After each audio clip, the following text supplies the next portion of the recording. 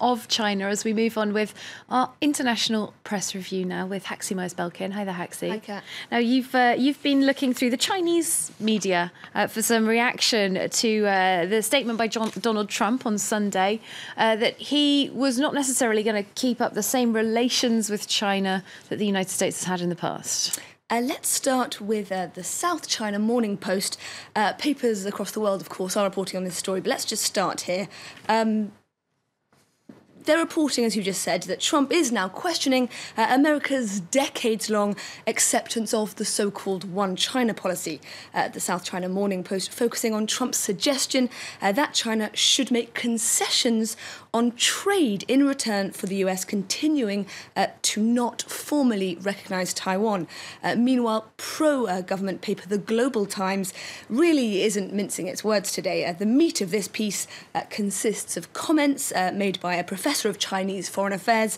Ling Haidong believes Trump is an immature novice on the diplomatic scene and that China has a duty to make him understand the importance of China-US ties and to prevent him from being manipulated by conservative forces. Well, indeed. I mean, on the global stage, China's claims on Taiwan have long been undisputed, on an official level at least. A cartoon in China Daily riffs on the whole debacle. You can see it just there. Here, Trump finds himself playing a board game with trade, globalisation and climate all to play for. He's simply rolling the dice, and as you can see, there's no real grand plan here. And if that wasn't enough to convince you in his left hand, you can see it there. There's a little paintbrush. He really is just making it up as he goes along, Kat. Looking at those issues to come, you see one of them is cyber up there. And speaking about cyber issues, Donald Trump's also had a few words to say about this CIA report that Russia did meddle in the latest US presidential election with a bit of cyber meddling themselves. Absolutely.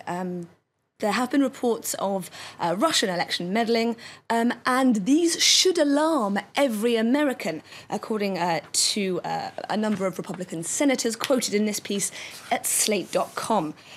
Donald Trump is dismissing the claims that Russia manipulated the election in his favour, but these four high-profile senators have released a statement saying that the stakes are too high now that our democratic institutions have been targeted.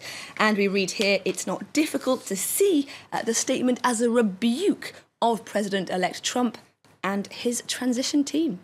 So what about the Russian reaction to this story then? Well, as you might imagine, Kremlin mouthpiece Russia Today is in full retaliation mode.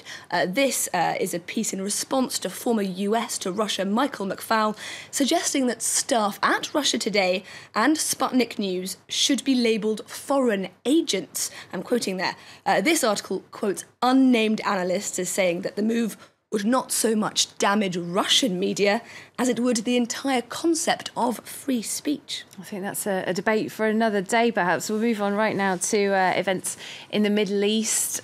Egypt, of course, shaken by the deadly blast on Sunday at Cairo's biggest Coptic Christian cathedral. At least 25 people have died from that bombing. Yes, this piece in Egyptian paper, the Daily News, reports that a majority of those killed in the blast were women and children. This piece puts the attack in the context of a number of similar attacks in recent years. In 2011 and 2013, churches were attacked in Alexandria and Cairo, respectively. A piece in a British left-wing paper, The Guardian, meanwhile goes into the possible political repercussions of the attack.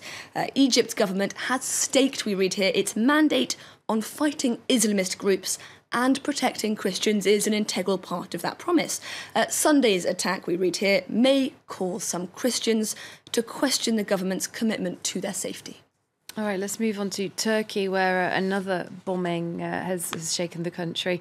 A double bombing, in fact, in Istanbul on Saturday, which has been claimed by a Kurdish militant group. It has. You can see that scene of devastation there on the front page of liberal Turkish paper, the Hurriyet Daily News. Turkey's been sent into mourning once again, we read.